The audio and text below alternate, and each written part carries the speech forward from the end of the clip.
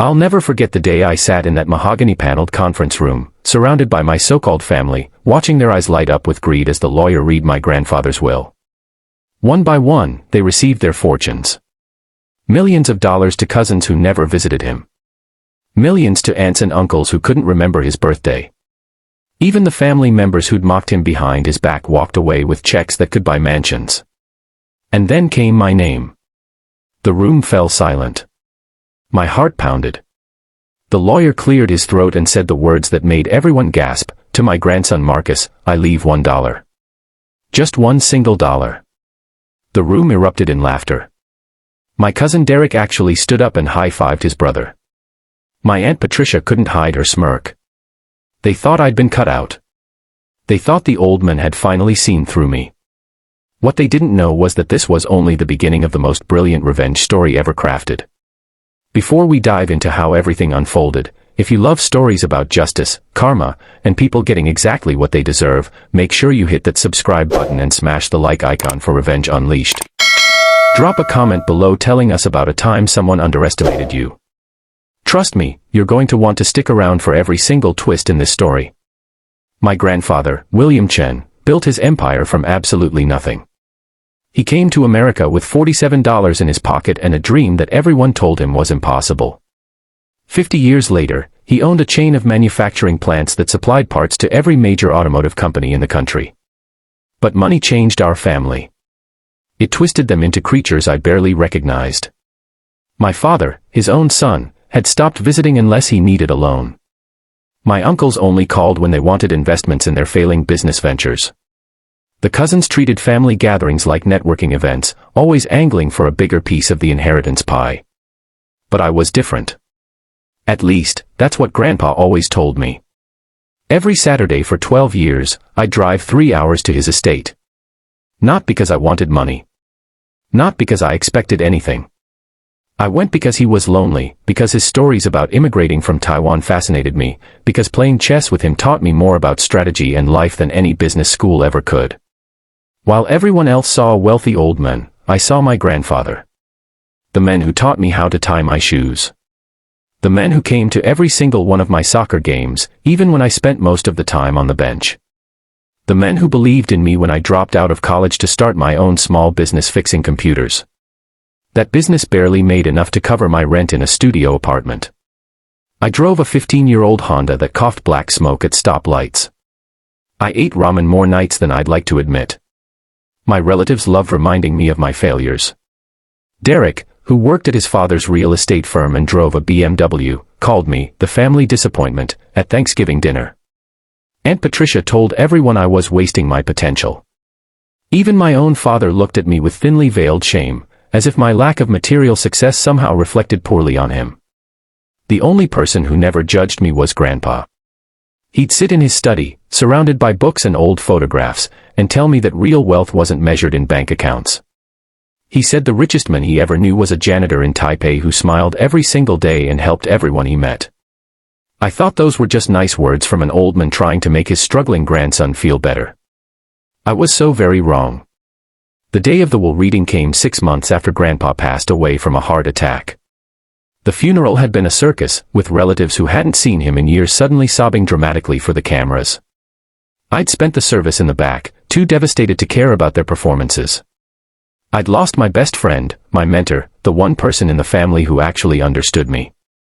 Now, sitting in that conference room with its expensive art and its view of downtown, I felt completely out of place in my department store suit while everyone else wore designer labels.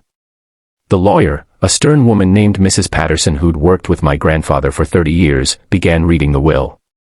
The amounts were staggering. Derek got $5 million. His brother got another $5 million. Various aunts and uncles received amounts ranging from $2 million to $7 million each. Even distant cousins I'd met maybe twice got six-figure inheritances. With each name called, the excitement in the room grew more palpable. People were already texting, probably looking at luxury cars and vacation homes. My father received $10 million and barely reacted, as if he'd expected more.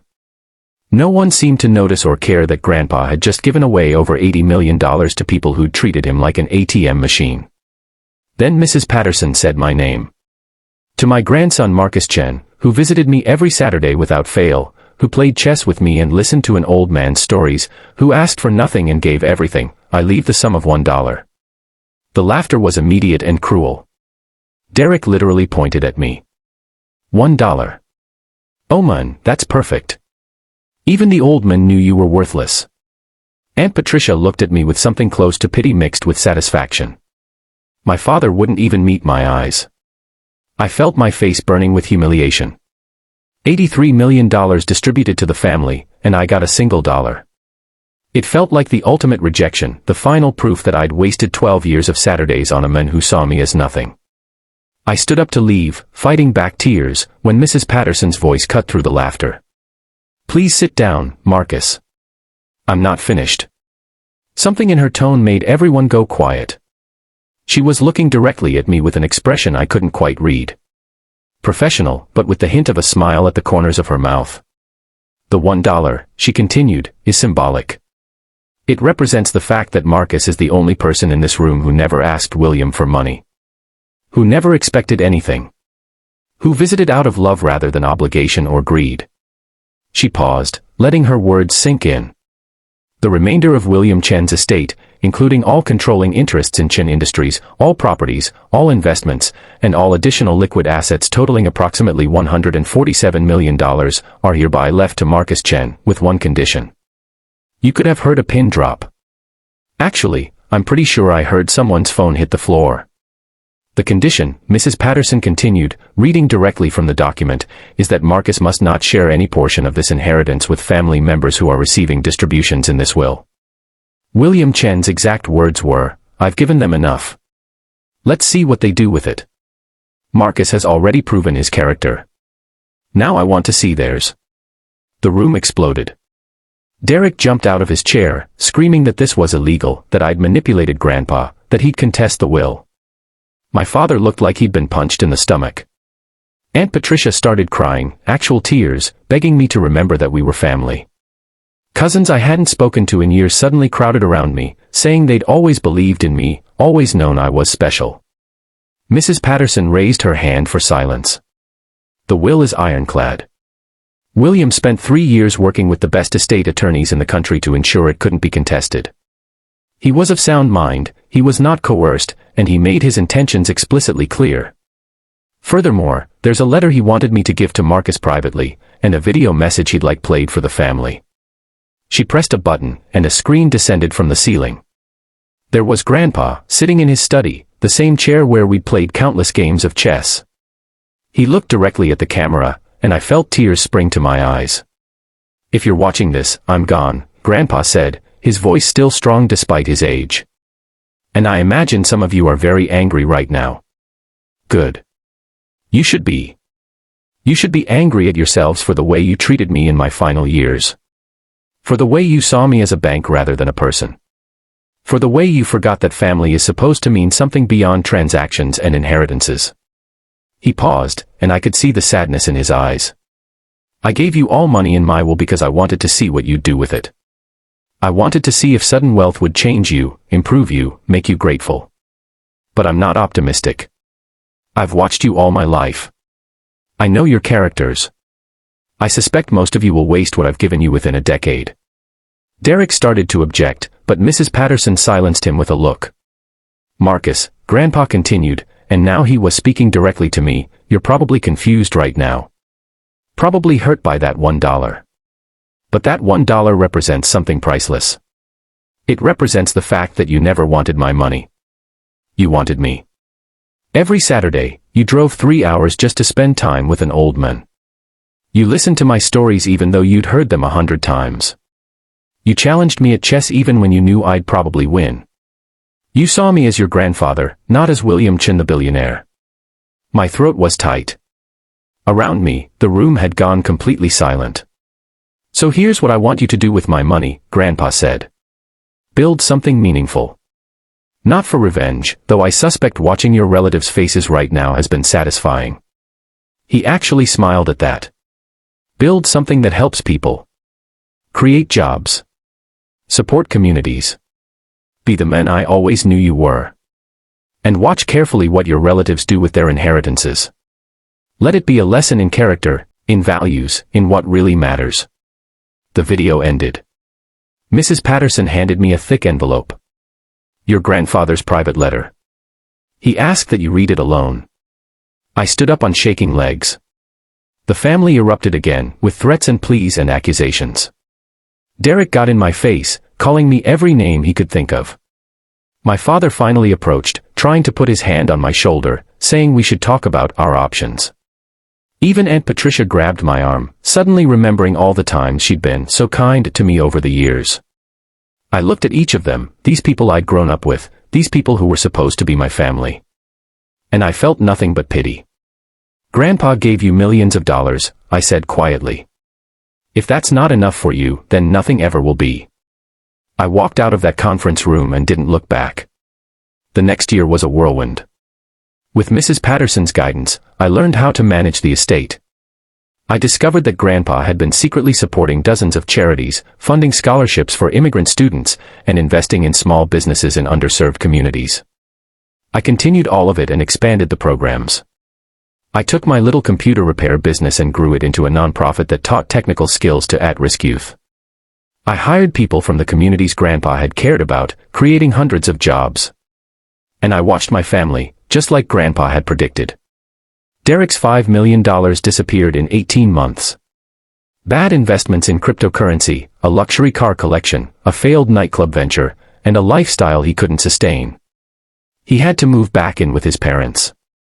My various aunts and uncles fared slightly better, but within 3 years, most of them had blown through significant portions of their inheritances on vacations, renovations, and business ideas they didn't understand. My father invested wisely but realized too late that $10 million couldn't buy back the relationship he'd destroyed with his son. They all came back to me eventually. Asking for loans, for partnerships, for just a little help. And each time, I remembered Grandpa's condition. I remembered the laughter in that conference room. I remembered years of being called the family disappointment. I can't help you, I told each of them. Grandpa's will was very specific about that. But more importantly, I don't want to. You had your chance. You had millions of dollars and you wasted them. That's not my responsibility to fix. The hardest conversation was with my father. He came to my office 5 years after the will reading, looking older than his years, humbled by life in a way that wealth had never humbled him. I'm not here for money, he said. I'm here to apologize. I'm here to say that Dad was right about you. He saw something in you that I was too blind to see. And I'm sorry I didn't value you for who you were. It was the apology I'd waited my whole life to hear. But it came too late. I appreciate that, I told him honestly.